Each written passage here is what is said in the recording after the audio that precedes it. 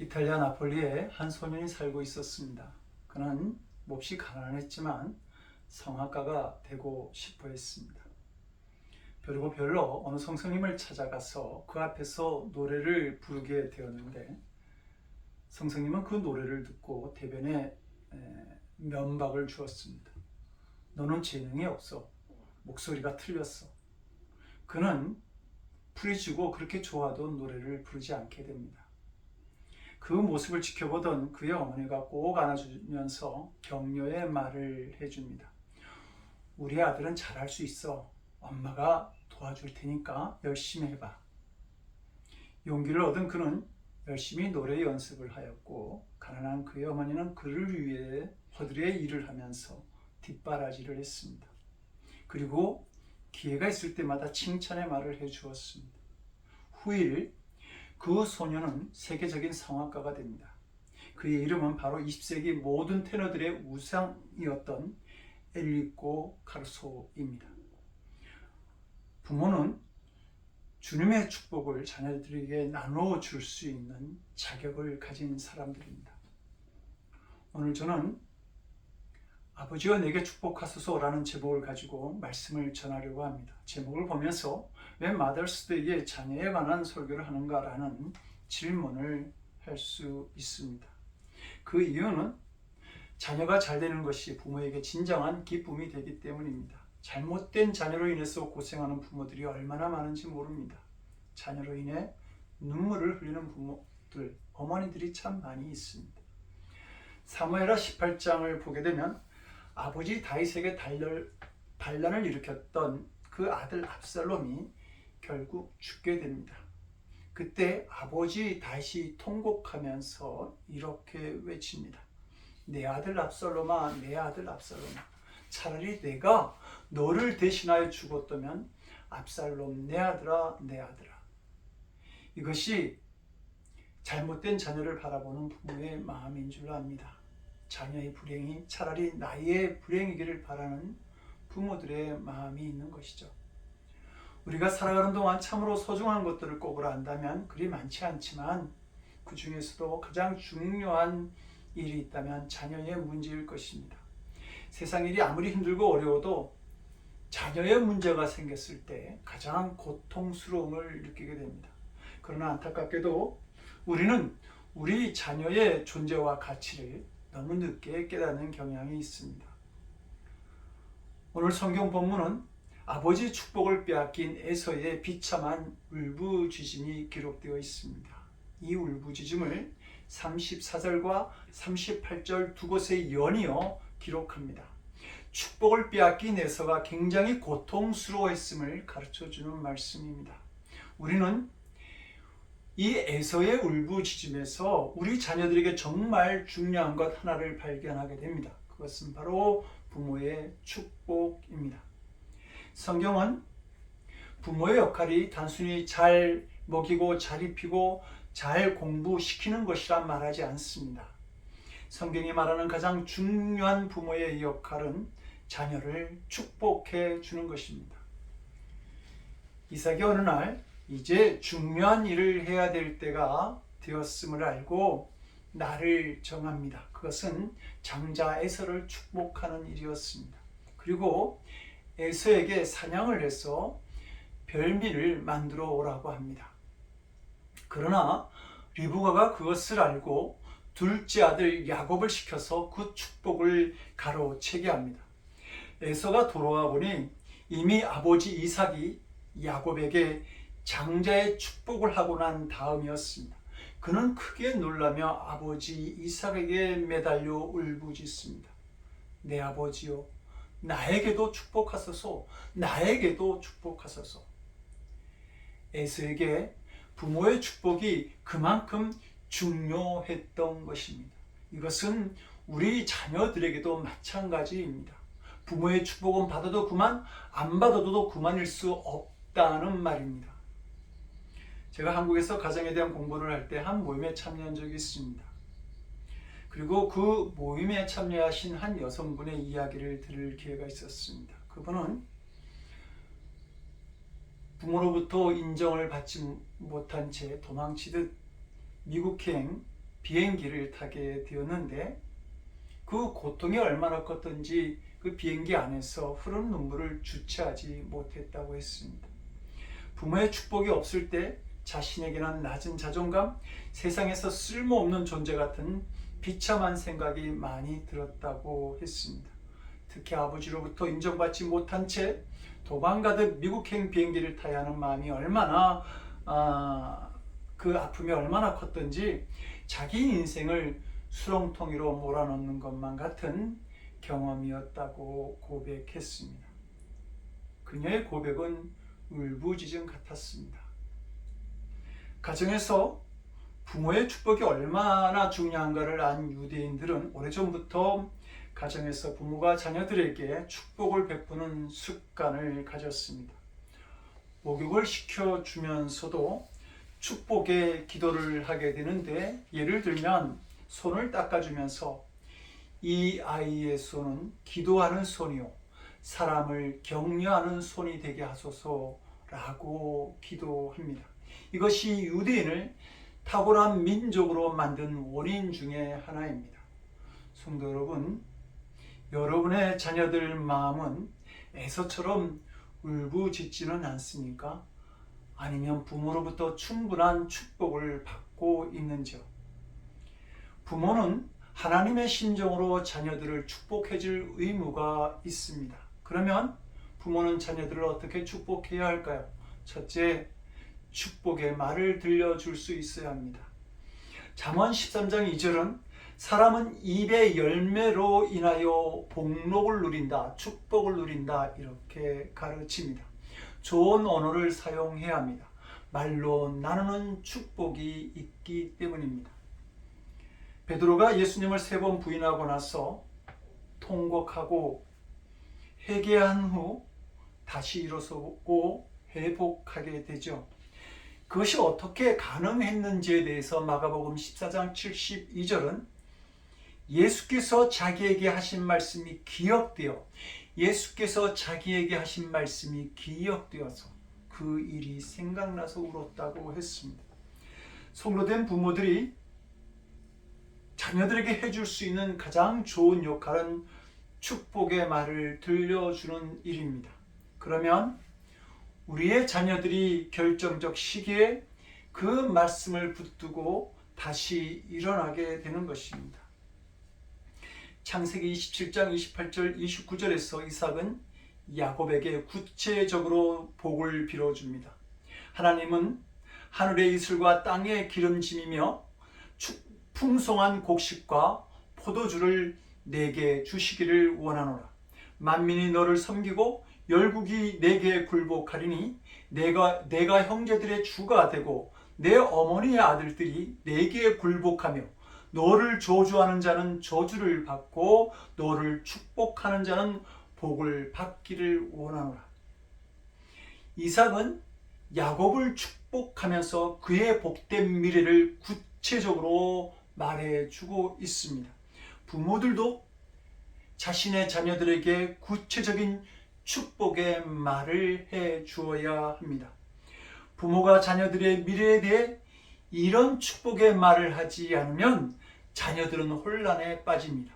세상을 이길 힘을 얻지 못하게 됩니다. 우리는 자녀들에게 야단을 많이 칩니다. 그것도 사랑의 표현이기는 하지만 좋은 사랑의 표현은 아닙니다. 야단쳐서 잘된 자녀가 없기 때문이죠. 야단은 저절로 나옵니다.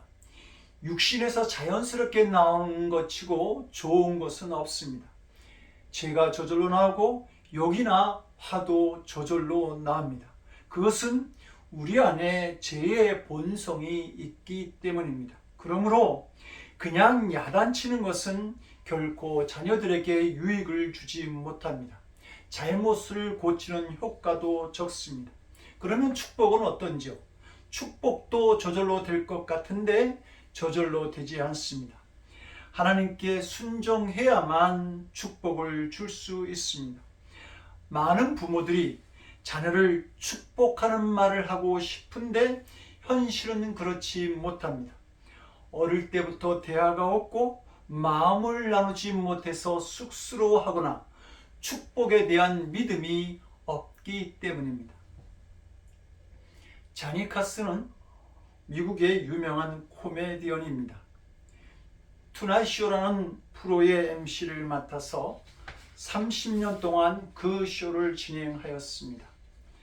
당대의 자니 카스는 최고의 코미디언이었습니다. 그런데 이 자니 카슨에 대해 칭찬이 인색했던 한 사람이 있었는데 바로 그의 어머니였습니다.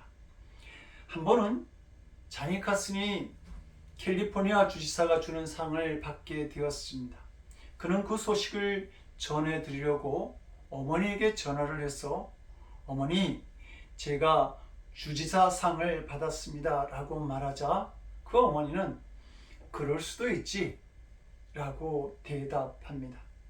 자니 카스는 자기 인생에 받을 칭찬에 대해 유일하게 인색했던 그 어머니의 인정과 칭찬을 받기 위해서 일평생 목말라 했던 사람입니다. 자니 카스는 어머니가 돌아가신 후에 어머니가 자신에 대한 신문 기사를 스크립해서 모아놓은 박스가 있는 것을 발견하게 됩니다. 어머니는 자기 아들을 자랑스럽게 생각했지만 그 마음을 표현하지 못한 것이죠.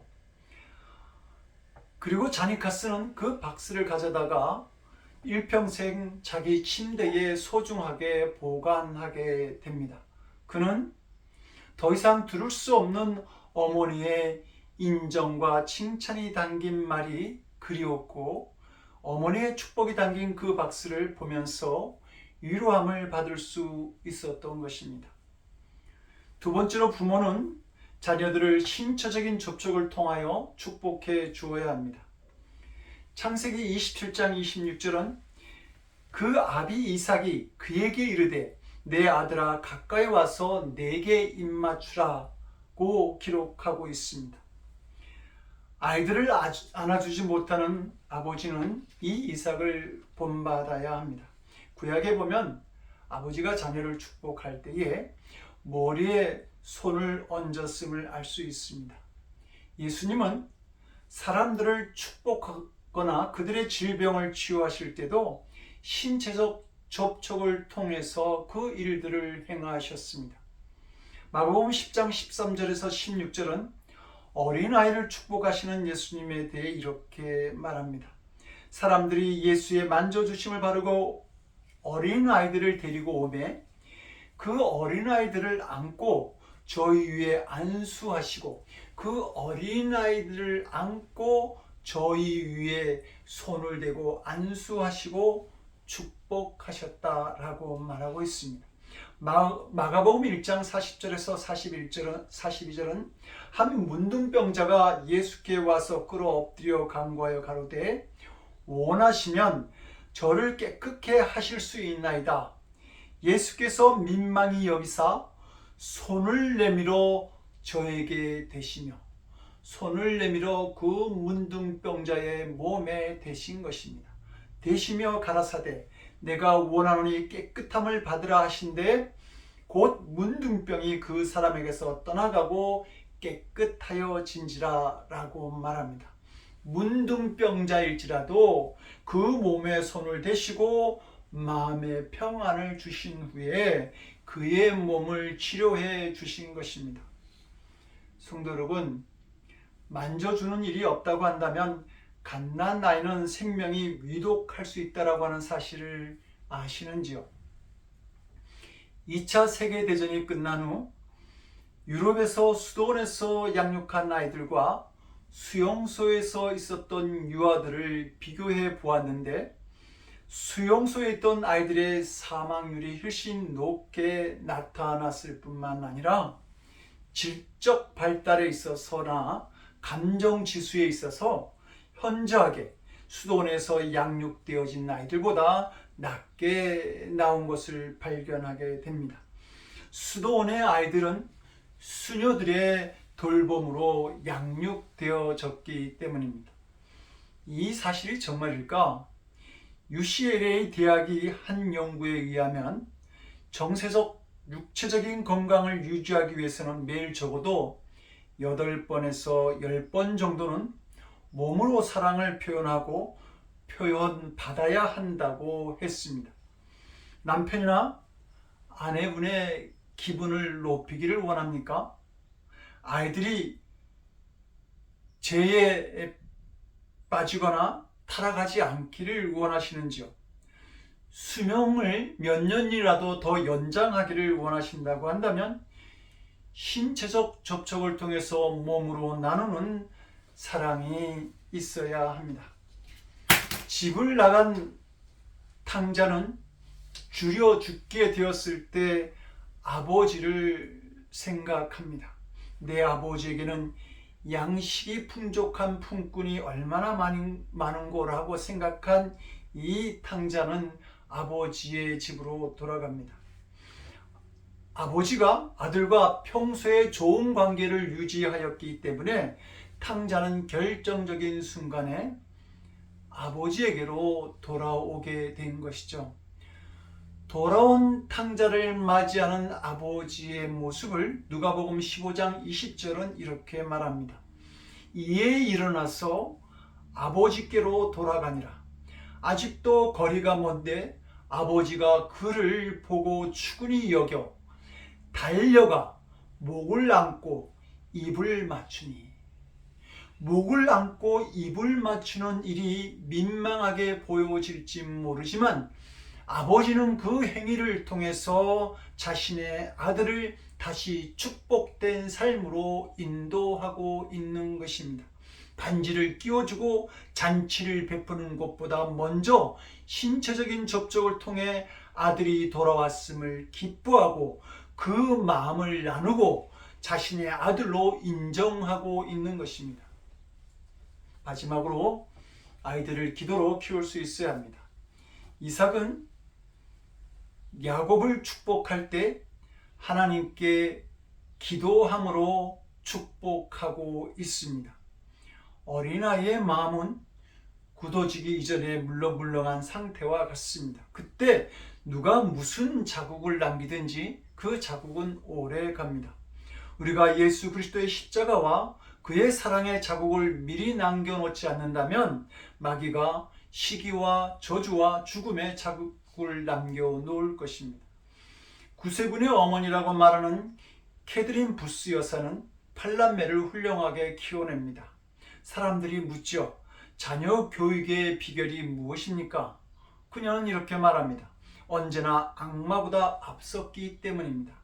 악마가 나쁜 버릇을 심어주기 전에 좋은 버릇을 심어주었고, 나쁜 친구를 데려다 주기 전에 좋은 친구를, 나쁜 말을 가르쳐 주기 전에 좋은 말을 가르쳤지요 라고 대답한 것입니다. 그러면 자녀가 이미 유아 시절뿐만 아니라 사춘기를 넘어 청년의 시기와 결혼에 들어선 부모는 절망만 해야 하는지요? 아니요, 가르친다라고 하는 것이 꼭 말로만 가르치는 것이 아닙니다.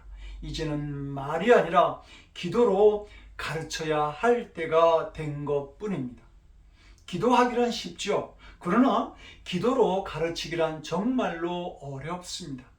그러나 성년이 된 자녀들 앞에서는 그 길밖에 없다고 하는 사실을 알아야 합니다. 아이들이 크면 말을 듣고 배우는 것이 아니라 보고 느끼는 것으로 배우게 됩니다. 느낌이 좋아야 마음을 열고 받아들입니다. 보고 느끼는 것이 없으면 아무리 좋은 말도 마음을 열지 않습니다. 설교도 마찬가지입니다. 그들은 감동과 자극을 찾습니다. 충격적인 것이 아니면 반응하지 않습니다. 그래서 죄에도 쉽게 빠지는 것이죠. 부모는 기도하면서 가르쳐야 합니다. 우리 아이를 변화시키기 전에 나를 먼저 변화시켜 주옵소서라고 기도해야 합니다. 그러면 자녀들은 반응합니다. 예수님은 누가복음 23장 28절에서 십자가를 지고 가는 자기를 위해서 우는 그 여인들에게 이렇게 말씀하십니다. 너희와 너희 자녀들을 위해서 울라. 자신과 자녀를 위하여 울며 기도로 가르칠 수 있는 부모가 되어야 한다고 말하는 것입니다. 부모가 교회 열심히 다니고 성경도 읽고 기도도 열심히 해야 하지만 더욱 중요한 것은 당신의 삶이 어떠하냐라고 하는 것입니다. 무엇을 보여주고 있느냐라고 하는 것입니다. 여기서 자녀들이 감동을 받기도 하고 화를 내기도 하는 것이죠. 어거스틴의 어머니 모니카는 마니교라고 하는 그 이단에 빠진 아들 어거스틴을 위해서 밤낮 울면서 기도합니다. 그리고 어느 날 암브로시우스 감독을 찾아가서 이 문제를 논의하죠. 그때 이 암브로시우스 감독이 그 모니카에게 말합니다. 모니카, 걱정하지 마십시오. 어머니의 눈물을 받은 아이는 결코 어머니의 기도를 배반하지 않습니다. 그리고 후에 그 어거스틴은 이렇게 말을 합니다. 사랑이 적은 자는 기도할 것이 없습니다. 그러나 사랑이 많은 자는 기도할 것이 많은 법입니다.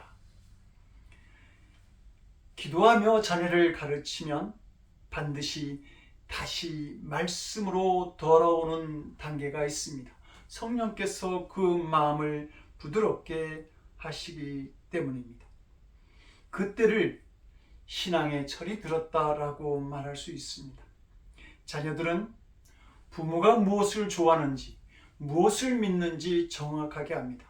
돈만 좋아하고 늘 다투고 언제나 염려, 걱정으로 살고 항상 공부 같은 것만을 강조하면서 그런 열심을 강조한다고 한다면 자녀들은 분노하게 됩니다. 교회 다니는 부모면서 세상 사람과 다른 것이 무엇이 있느냐고 그렇게 묻는 것이죠. 이렇게 되면 자녀들은 복음과 신앙생활을 거부하게 됩니다. 그래서 성경은 자녀를 노엽게 하지 말라고 우리에게 가르치는 것이죠. 얼마 전 텍사스 알렌에서 일어난 총기 사건으로 인해서 한인 가정 3명이 죽고 5살 난 아들은 죽음을 면하게 되었는데 죽어가는 어머니가 그 아들을 품에 안고 있었기 때문이라고 합니다.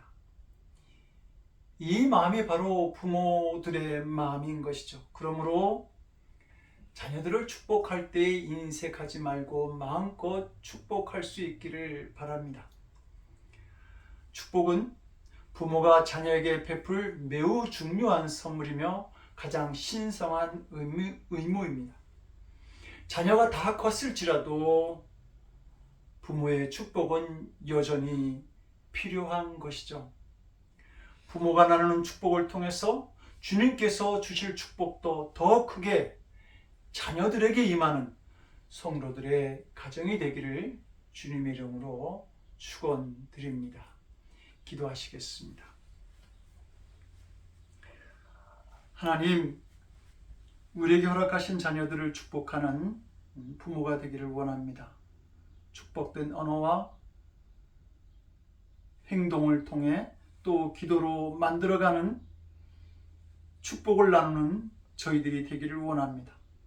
더 이상 울부짖음이 아니라 삶을 기뻐하고 행복을 만들어가는 자녀들로 세울 수 있도록 주님 우리에게 믿음을 더하여 주시옵소서.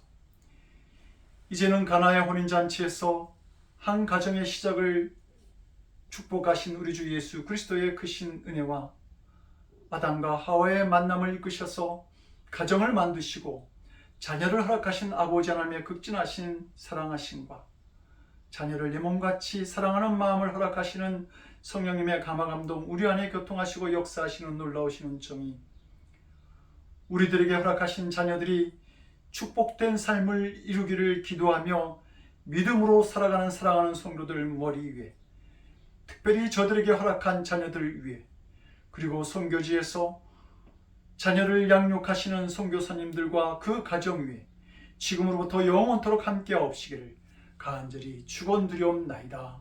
아멘.